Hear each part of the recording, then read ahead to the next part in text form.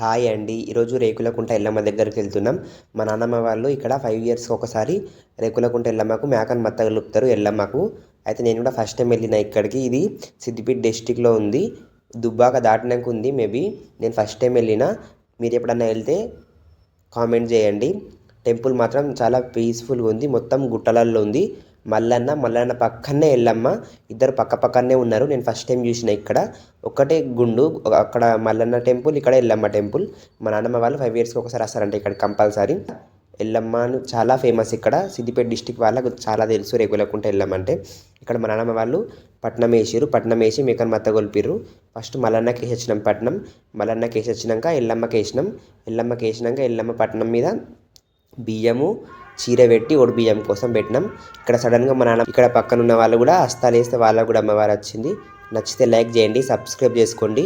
Next ఏమో మేకను మత్తగొల్పుడు. బయలోళ్ళు మేకను మత్తగొలుపుతారు. ఉట్టిగా మేకను వండబెట్టి మేక పైన యాపాకు చల్లితే మేక వండుకుంటుందంట. నేను కూడా ఫస్ట్ టైం చూసిన. నేను కూడా ఒకటేసారి షాక్ అయినా. మేక బయలోళ్ళు వండబెట్టంగానే వండుకుంది. పండుకున్నాక పాట పాడిర్రు. పాట పాడినాక మళ్ళీ తర్వాత లేచి దాని తర్వాత బోనాలు వండుతాం. రెండు, ఒకటేమో మల్లన్నకు, ఒకటేమో ఎల్లమ్మకు. ఒకటేమో తియ్యటి బోనం, ఒకటేమో పసుపు బోనం.